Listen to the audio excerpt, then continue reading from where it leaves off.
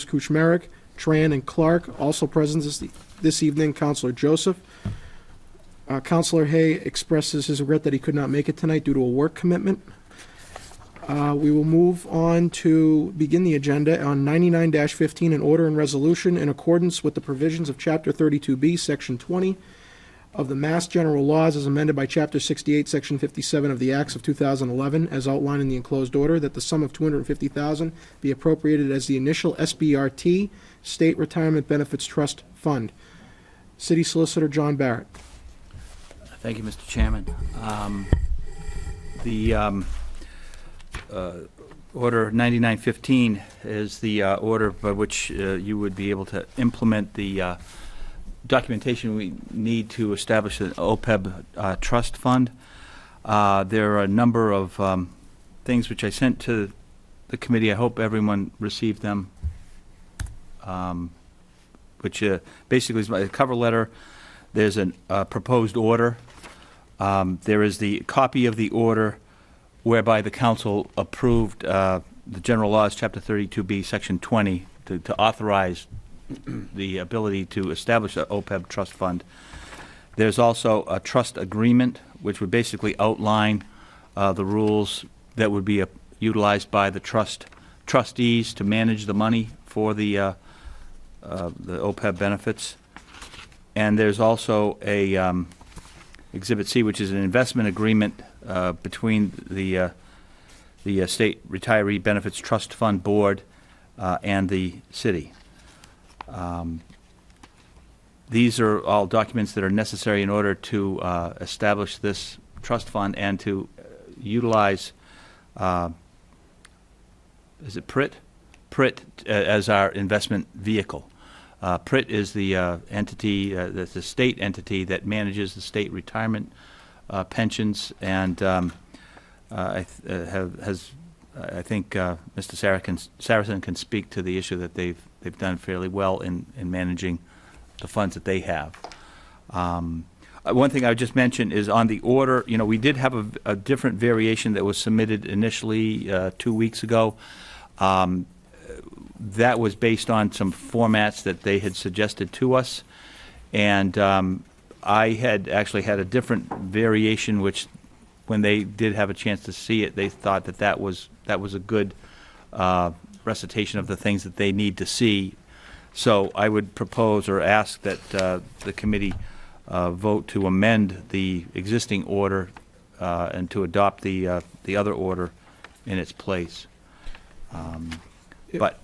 If I could read the order, did everybody read the order, the amended order that Mr. Barrett provided? If not, basically the amendment would read, now therefore be it ordered as follows, that the city herewith establishes another post-employment benefits trust fund, and in accordance herewith adopts the attached trust agreement attached hereto as Exhibit B to be signed by the designated trustees. Number 2, that in accordance with the Act, this municipality hereby designates the city treasurer to serve as a custodian of the municipality's OPEB trust fund. Number 3, that the treasurer and assistant treasurer of the municipality be authorized to execute and deliver the investment agreement with SRBT Fund in substantially the form presented to this meeting and attached hereto as Exhibit C, to sign checks and wire OPEB trust funds to SRBT Fund or to the pension reserves and enter into such agreements and deliver such certificates and other documents as SRBT Fund or the Pension Reserves Investment Management Board may direct. And number 4, that the sum of $250,000 appropriated by Order 098-15 be applied as the initial investment into the OPEB Trust Fund. And number 5, that the mayor be and hereby is authorized to execute and deliver on behalf of the city any and all documents necessary to effect this order. So that is the amended wording. That is. Councilor Kuchmarek? I just have several, I guess, quick questions, just to clarify a couple of points as I read through the documents. I don't feel like you need to give me an entire legal dissertation on these because in many cases I just want to make sure I'm understanding it correctly. Yep. In the order in number 2, it says it designates a city treasurer to serve as custodian. Do we have or should we designate a backup in language, and beyond backup, does the mayor or council have the authority to redesignate in times of extended absence for the custodian and/or other designee. I think, Counselor, that the trust agreement would cover that. Okay. Basically, that's the sort of the constitution for managing the money from the city's perspective. I think that in some respects, we are following the format that the PRIT board finds agreeable or acceptable, so we're not doing anything that's unusual. So I So if we believe were in that such a situation and the mayor had to act or, if something happened to the city treasurer. Exactly. And it is a custodial sort of position, simply because as treasurer, he or she would have the control of the funds. If there was an absence in the city treasurer, I think the assistant treasurer would be able to act in the city treasurer's place. so thank you. I guess moving to the trust agreement, Article 2 talks about in purpose, defraying reasonable expenses, and it just made me wonder and question, do we have a general sense of what the expenses would be, how much we might expect, and is it kind of a standard fee schedule that we can anticipate moving forward? With respect to the trust itself of the city, there really wouldn't be any expenses that I can see. The expense, I guess, would be there are fees connected with turning it over to PRIT, as it would be with any investment body. Sure. I don't know if Dick, you could speak to that more. Yeah, I Directly. actually spoke with them today and asked that question. The fee, they have a management fee, it's .5, it's between 0.55 and 0.6% a year. So it's about 0.5%. So if we had a return of 8%, we may net 7.5% for that year, and we would see that income being added. So is that from PRIT or is that from BNY Mellon? That would be from PRIT. Okay. And can I take it that's variable, and I mean, is there any way of kind of, locking that in to some degree so it never becomes exorbitant? Since I've been, they invest our retirement system funds. We've been with them fortunately for, I would say, 10 years, and the fee has always been around that amount. Okay, great. And Article 5 of that same trust agreement talks about composition, and this is more curiosity than anything. It said the composition for the trustees, the auditor, treasurer, mayor, financial committee, chair, and then HR director. I just questioned why the HR director over another financial-minded person from the finance administration. I'm not sure. I think maybe because of his knowledge or her knowledge, whoever the human resource director is, about the number of employees we have, the people that are, maybe going to become retired. This has maybe a stronger handle on the human resources and the potential for retirement down the road. I don't know, Dick, if you had any. I think I agree, John, that it is somewhat related to the benefits to employees or to retirees. And we did follow a boilerplate that was provided us by PRIT, or by the Treasurers Association, and they had mentioned personnel board or to that effect, so we kind of followed that lead. So that's not uncommon to have the HR No, director. that was more or less a suggestion. It just seemed a little bit odd to me. Now, some HR directors may be well-versed in the financials of, retirement boards and other related items, but it just struck me as, boy, I hope that person's not kind of overmatched there and taking on, biting off more than they can chew. And if that's ever the case, is there room in there to designate someone else if that person feels like they're not a contributing member? With respect to changes in the trust,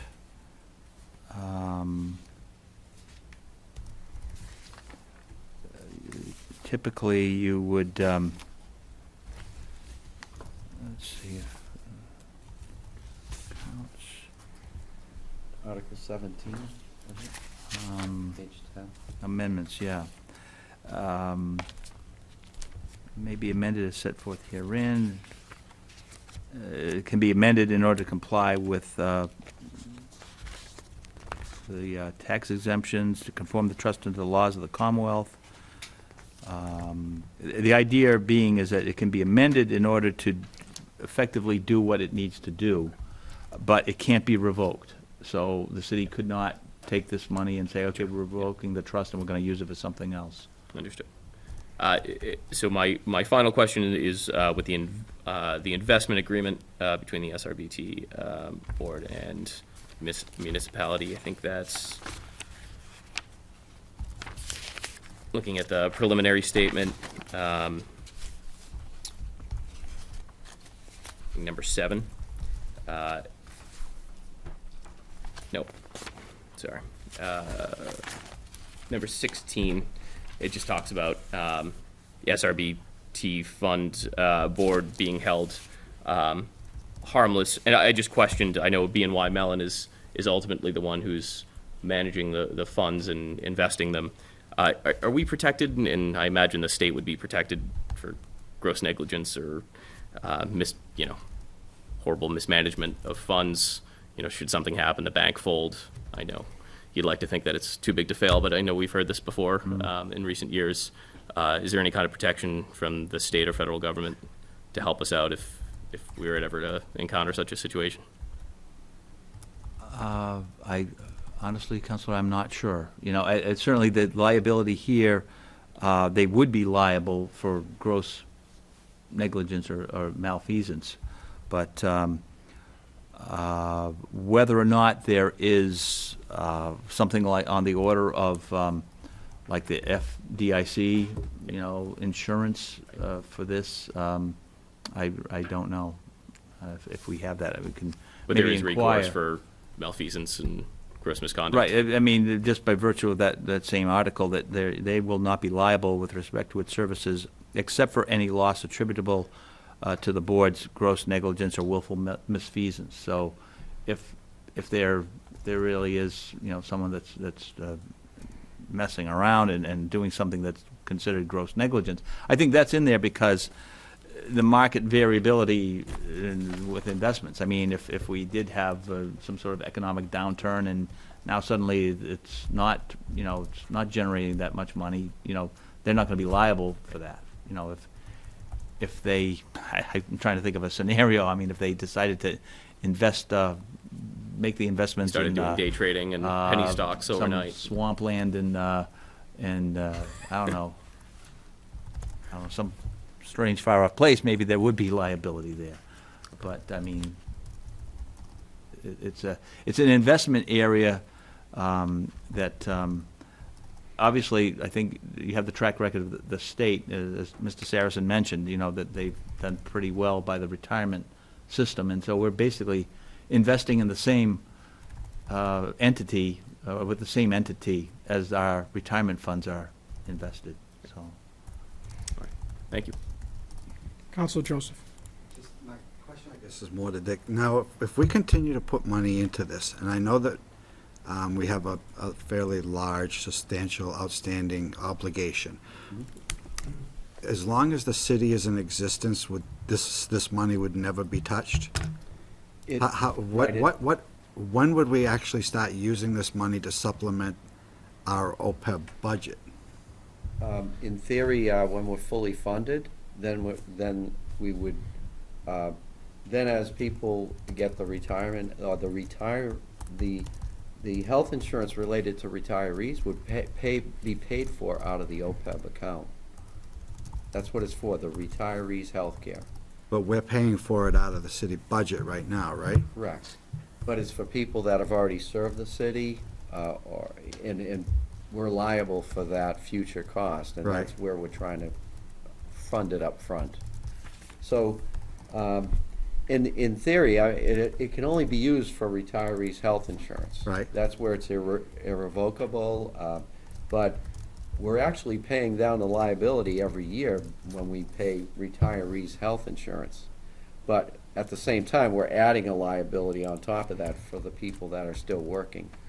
So, You could, say there was a tough year, you had $10 million in the account, you could probably draw from that account to pay down some of the retirees' health insurance. Okay. So you could, it could help. So you don't have a date and time, or a time when we would have enough, that we would have money in this account, and this account would fund our retirees' health insurance until that time, it's just going to come out of the city budget. Right, I mean, the goal is to fully fund the unfunded liability. So that may take 20 plus years, maybe more. Once you do that, then you're in a great shape. As we mentioned briefly on the retirement side, we will be fully funded if we continue with the schedule in 2032. And from 2030 to 2032, the payment to the pension goes down by $20 million. So we'll have that extra money for other purposes. One of those could be the OPEB, to really ramp up your payment into this trust. Okay. It's just, it'll be just money out there until someday. But it could be used for, like I said, for retirees' health, our share of the retirees' health care. Okay, thanks. Any other questions? It is before you. Move 09915 be adopted as amended. Vote to amend it first. We have to make a motion to amend first, Counsel. Move to amend 09915 as stated. I have a second? Second. Motion made and seconded to amend 09915 to include the wording that was provided to us by Solicitor Barrett. All those in favor of amendment? Aye. All those opposed? It is before you. Move 09915 be adopted as amended. Motion made and seconded to adopt 09915 as amended. All those in favor? Aye. Opposed? It is unanimous. Thank you, Councilors. Thank you. Thank you, Mr. Chairman. With the solicitor here right now, why don't we just go to 12315, an order appropriating $40,000, charging available funds and crediting accounts as follows: $15,000 to law labor negotiator and $25,000 to law damages to persons and property. Mr. Barrett. Thank you, Mr. Chairman. Thank you for that courtesy. Sorry about the rest of you. The reason for this request is that the biggest item is the damages to persons and property.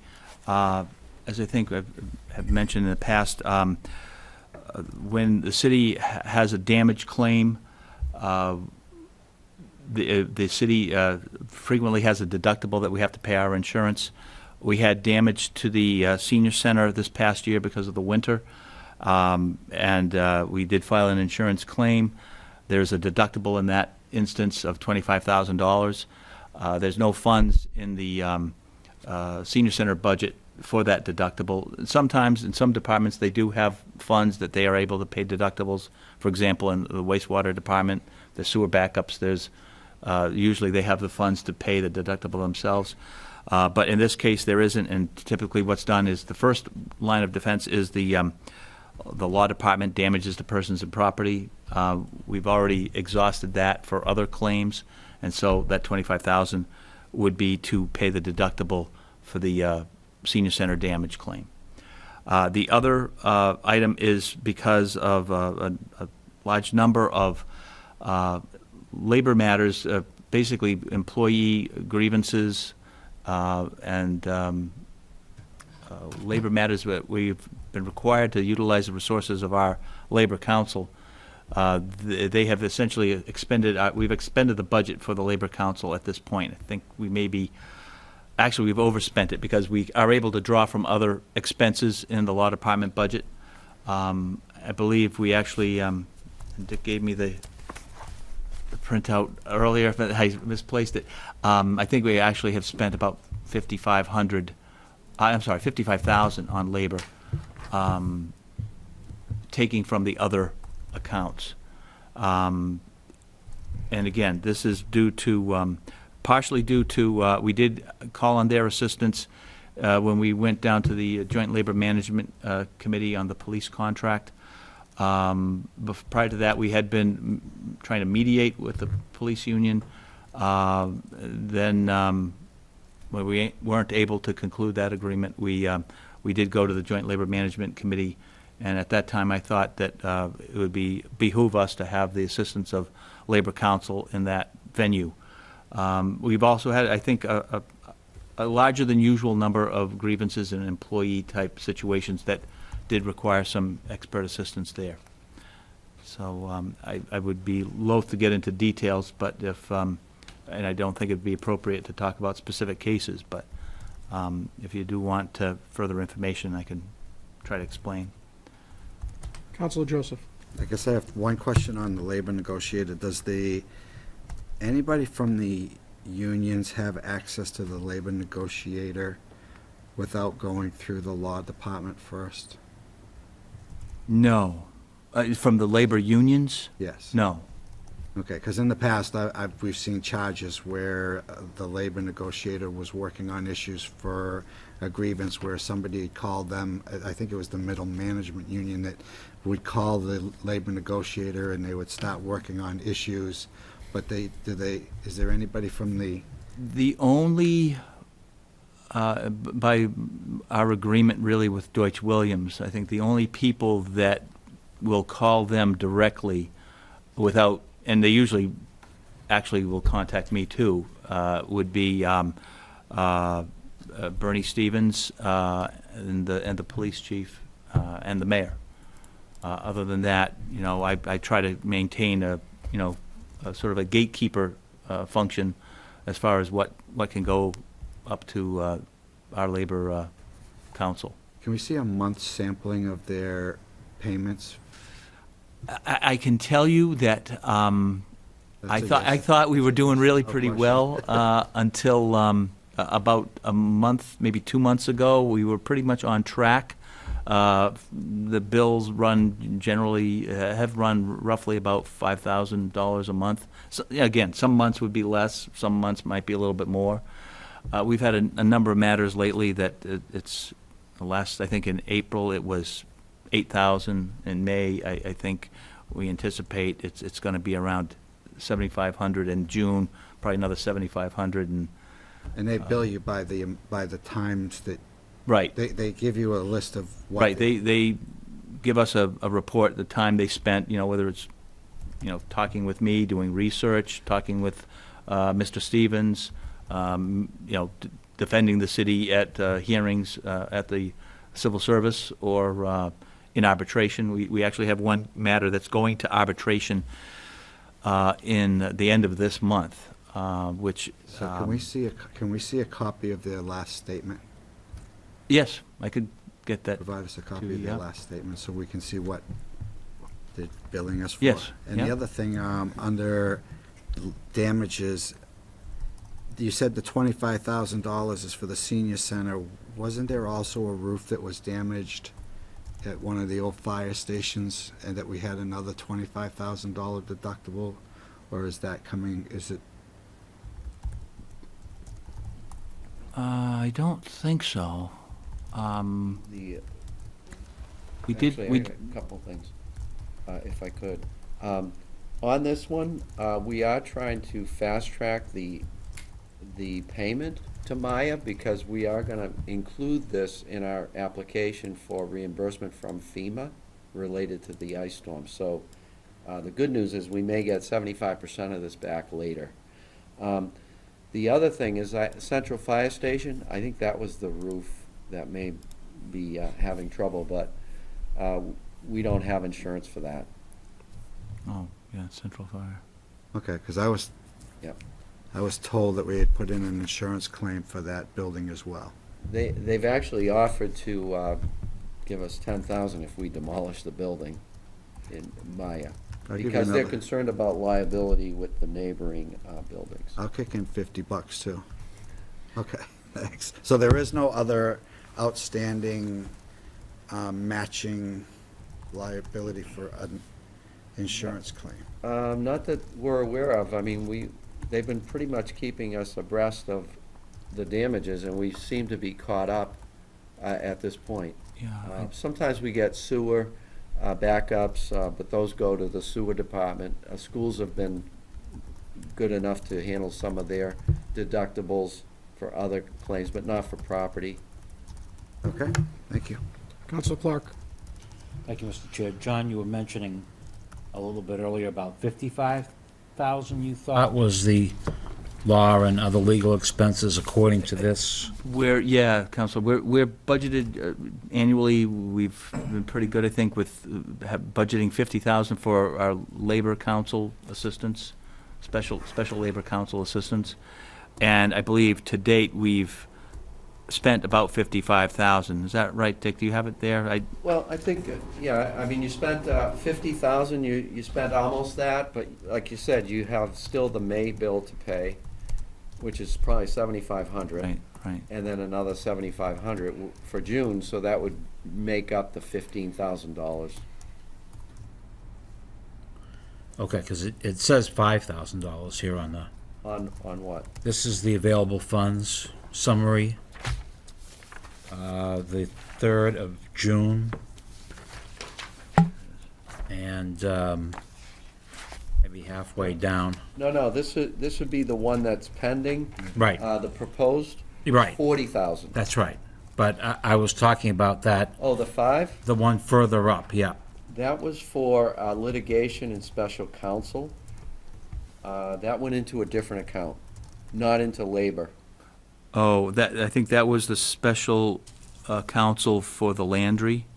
Is that, Right. That was 5, right? Yes. that was 5,000, yeah. So that was for that purpose. Okay. The other thing I wanted to mention, John, was I'm confused about the term self-insured. When I first became a counselor, somebody ran into a fence down there on Water Street, and it's been down for years. And I remember asking, why can't we get this fixed? And the answer was always, well, the city is self-insured. What does that mean? That means we don't have insurance, and that if we're gonna fix it, we pay for it. Okay, so like when you're going to do something with the senior citizens roof or something like that, you don't have the money for that. We don't believe so. They're gonna cover the damage to the building, but they're not gonna create or build a new roof. What damage, they'll Right. cover the damages, Maya, and actually, I think they're looking to see how much of it they may cover. Right. The kind of the complication with the senior center is a concern about whether it was the winter damage. Some of it was definitely winter damage. Some of it may have just been the roof is old and needed to be, repaired, and they're going to make an adjustment for that. But Councilor Clark, as far as self-insured, is that we do have insurance for some things.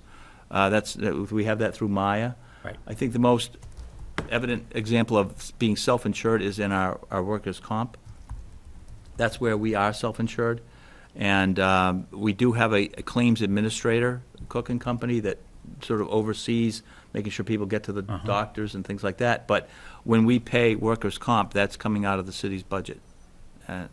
So, and in the case of that, of the senior center, you have a deduction for that. The Maya may cover, they have an open loss estimate between $200,000 and $400,000 that they're gonna cover. Okay. So, repairing the roof or building a new roof, that is where John would be involved with Maya to discuss. And on the workers' comp, we are self-insured, however, as John and the mayor know, we just signed a binder where we have excess coverage. So if we have a loss of over $500,000, a catastrophe, then we have coverage. That protects us. If there was an explosion and people got badly hurt, we have protection for that, for an excess coverage. Thanks, Dick. Thanks, John. You're welcome. is before you. Move 12315 be adopted. Motion made and seconded to adopt 12315. All those in favor? Aye. Opposed? It is unanimous. Thank you. Thank you. Thank you. Next, we'll move to 12115, in order transfer $300,000 to Fitchburg Public Schools from employee benefits dash health insurance. Also present this evening, joining us, Counselor Paul Boschman and Mayor Lisa Wong. Assistant Superintendent of Finance, Mr. Jokola. Thank you, Counselor. Good evening.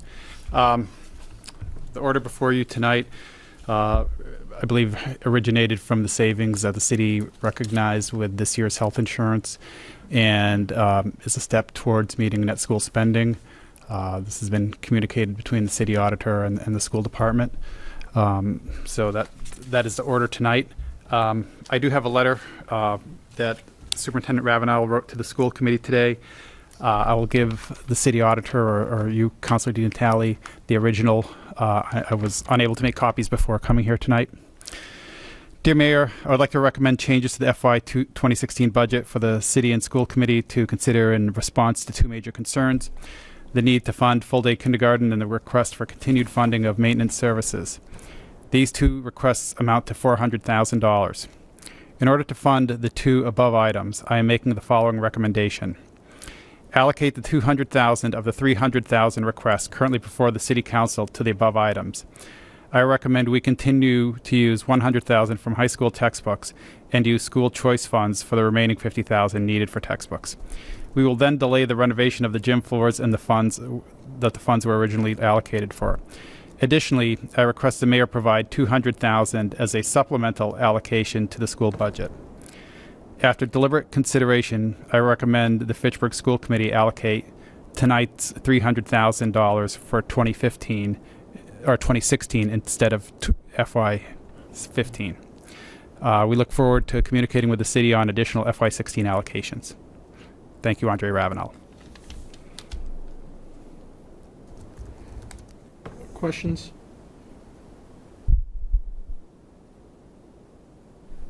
Move 120.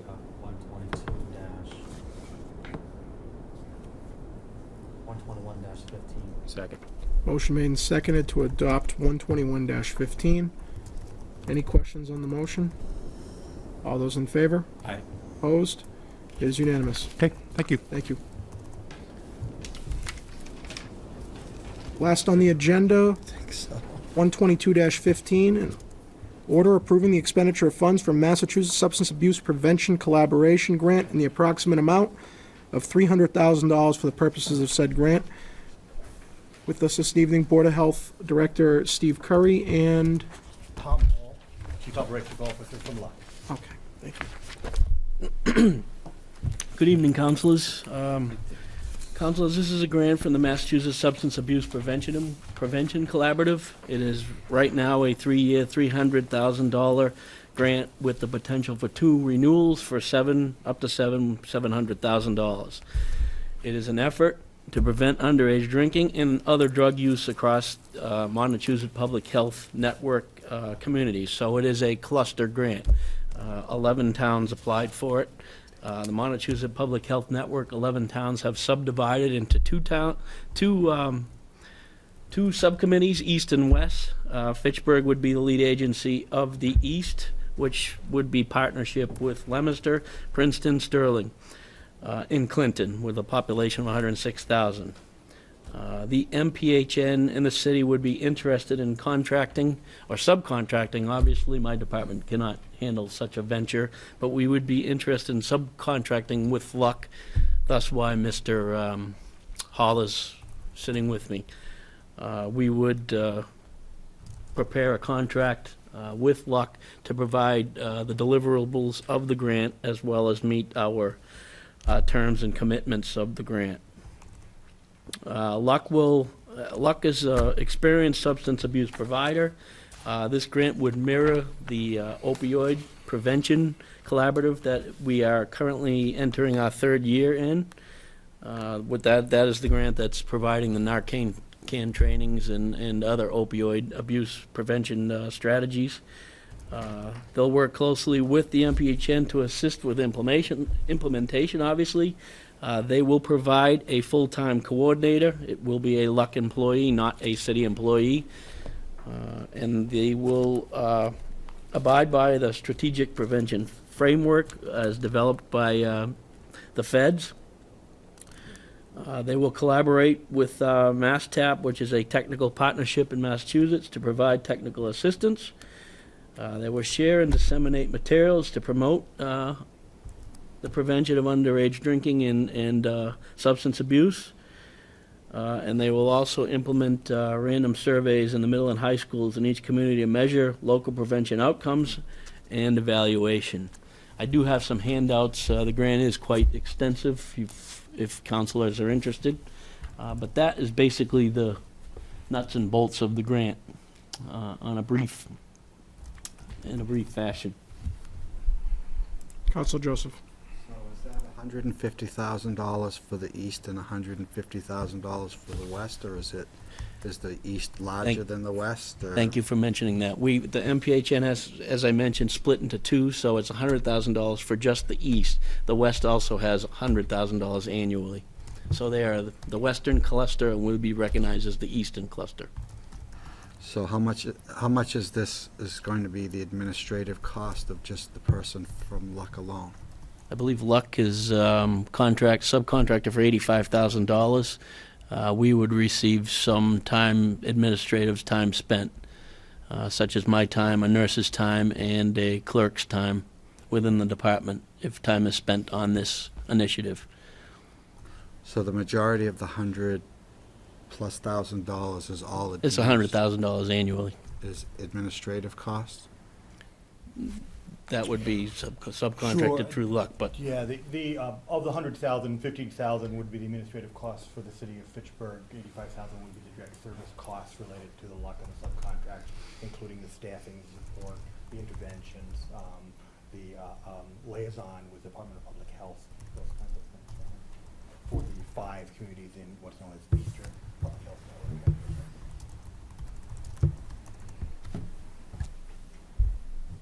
I guess I'm just lost as to what money is actually going to go towards a recovery or something like that. Nothing, it's all going towards an individual. Well, it's all going towards prevention activities. Right. All 85,000 of it's going towards prevention activities. That includes all the way from what they currently do with some of the projects, which are compliance checks to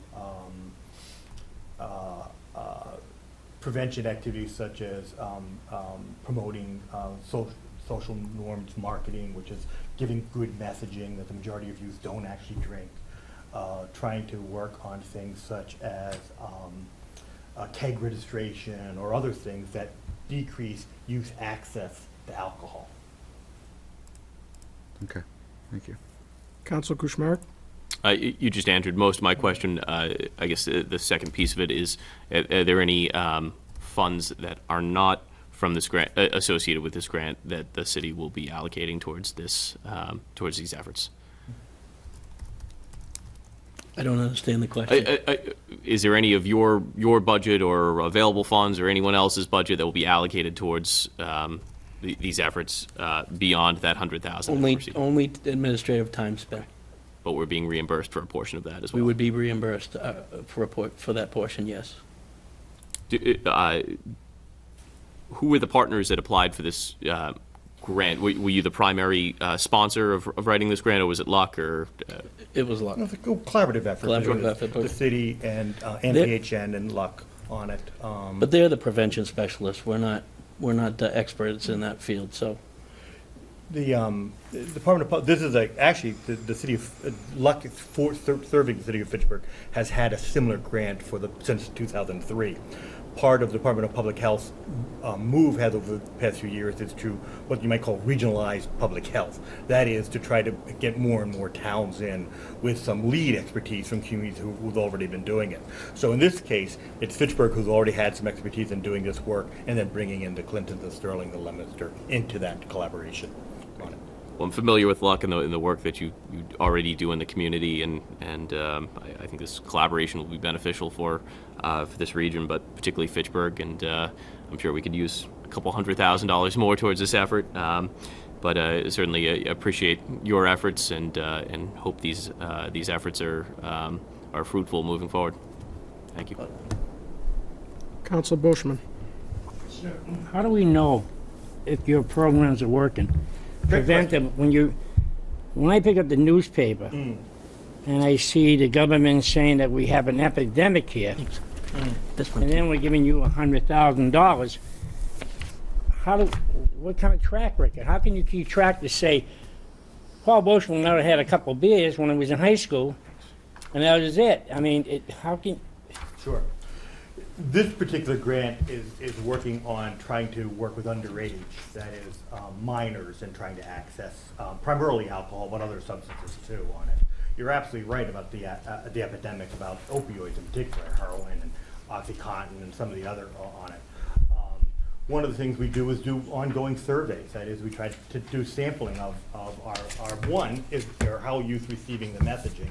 Two, then we're also trying to inform families, parents of, the old boys will be boys. It's okay to have a couple drinks as long as the party's at my house. Well, those days are over. And so we're also trying to help parents, and then we do surveys with families to see if they're getting that message too. So things such as pre-prom, doing work with pre-prom, with trying to help families be able to understand, hosting a underage party in your house puts you at liability, puts you at risk.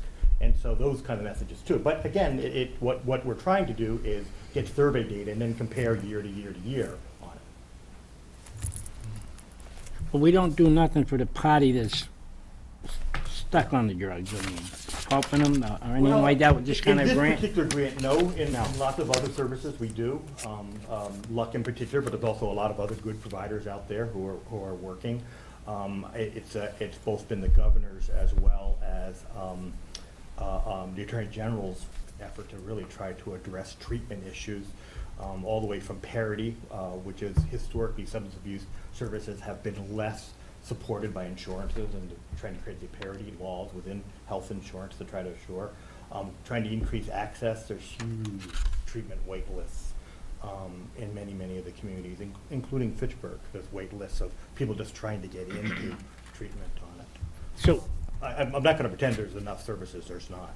so when you go into a school like, we say Wrangell, would be kind of young at Wrangell, we say Monjo or Memorial, and really to the sophomores and freshmen.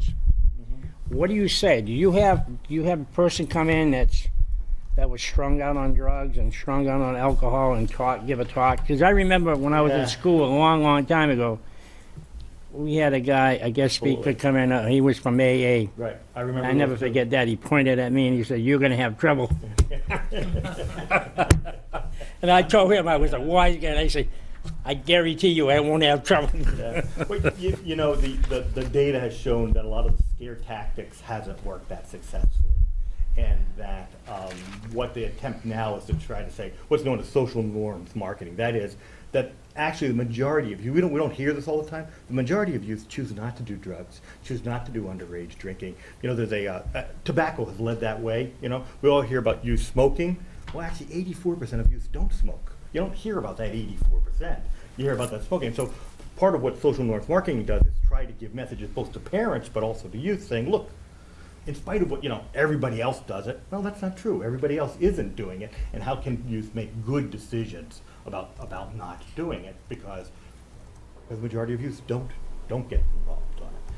Unfortunately, it's the ones that do get involved that we see in the newspapers, but the good news is that still continues to be a small minority, an important minority, but a small minority of youth. Okay. So that's our intent. Our intent is to try to get good messaging out to youth and parents about underage drinking prevention, other drug prevention. Okay. All right. Thank you. Move 12215 be adopted. Second. Motion made and seconded to adopt 12215. Speaking on the motion, Councilor Tran. Question, is there a residency restriction on the services you provide? For this particular service, Correct? this is limited to the prevention of those 5 communities that Steve mentioned. Okay, do you have, do you have a data on the breakdown of the clients you provide the services to? It'd be interesting to see how many people are outside of Fitchburg and how many residents of Fitchburg you provide services to. In this particular service, there really isn't a client per se, unlike a treatment service, because you're trying to address large groups. You're not trying to limit to 1 or 2. You're trying to, all honesty, you're trying to get the message to every youth in Fitchburg. That's our goal. Our goal is to get every youth in Clinton, every youth in Leominster, every youth in Sterling. That's our intent here. So certainly at an activity level, if you want to see at any point during the process, during the grant kicks in July 1. If you want to see a report of how much service went to Fitchburg versus how much service went to Sterling versus how much went to Clinton, we can absolutely show you that. We can show that at any point. This is not the first year that you're receiving this grant, is it? Of this grant, it is. Yes, it is. This would be July 1st would be the first year. Okay, and that's for the grant. The program itself, how many years has it been in existence?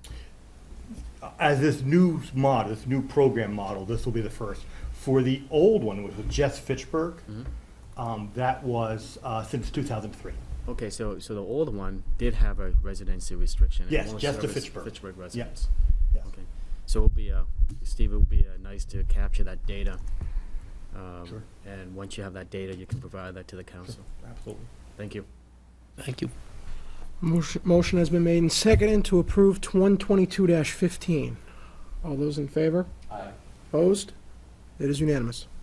Thank you for your time. Made and seconded to adjourn. All those in favor? Aye. Opposed? We are adjourned. Thank you.